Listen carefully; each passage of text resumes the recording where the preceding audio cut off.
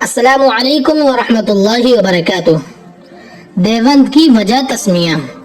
حضرت مفتی امین صاحب پالن پوری صاحب نے فرمایا کہ حضرت مولانا قاری طیب صاحب رحمۃ اللہ علیہ نے ہمیں یہ واقعہ سناتے ہوئے بتایا کہ کیا تم جانتے ہو دیوبند کو دیوبند کیوں کہتے ہیں؟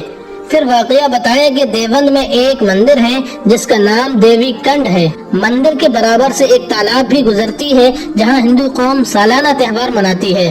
وہ مندر آج بھی موجود ہے جہاں ہندو قوم سالانہ تہوار مناتی ہے۔ آج کل اس علاقے کا نام چمار چودس ہے۔ صدیوں پہلے اس مندر میں یہ رواج تھا کہ تہوار کے موقع پر ایک لڑکی کو دلہن کی طرح سنوار کر اس مندر میں رات کو چھوڑ دیا جاتا تھا۔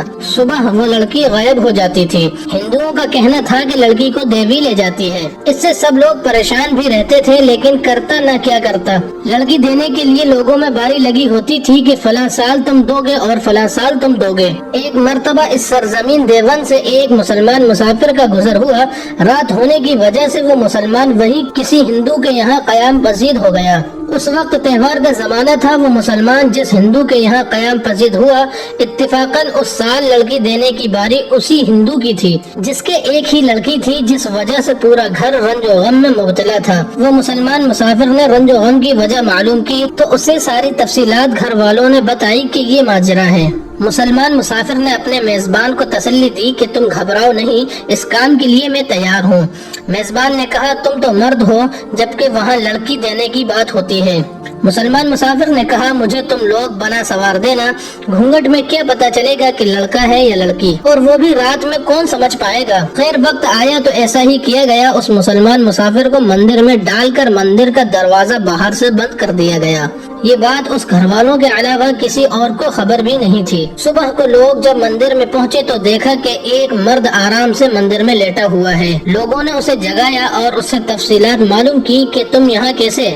تو اس نے ساری تفصیلات بتائی اور رات پیش آئے واقعے سے بھی سب کو باخبر کیا۔ وہ واقعہ یہ ہوا کہ جب اسے مندر میں ڈال کر باہر سے مندر کا دروازہ بند کر دیا گیا تو اسے بھی ڈر اور خوف محسوس ہونے لگا کہ اب کیا ہوگا۔ وہ ذکر و اذکار میں مشغول ہو گیا۔ جب رات تاریک ہوئی تو کیا دیکھتا ہے کہ تالاب میں جو مندر کے بغل سے گزرتی ہے، مندر سے دور ایک کشتی ہے جس سے روشنی ظاہر ہو رہی ہے اور مندر کے جانب بڑھ رہی ہے۔ وہ مسلمان ڈر کے مارے قرآن مجید کی آیتیں جو بھی یاد ہوگا آیت الکرسی وغیرہ پڑھنے لگا۔ کشتی مندر کے قریب ہوتی گئی۔ جب کشتی مندر کی دیوار سے ٹکرائی تو کشتی واپس بہت دور چلی گئی۔ پھر دھیرے دھیرے مندر کے پاس وہ کشتی پہنچی۔ جب دیوار سے دوبارہ ٹکرائی تو پھر سے واپس بہت دور چلی گئی۔ اس طرح 3 بار ہوا۔ وہ مسلمان مسلسل قرآن کی تلاوت کرتا رہا۔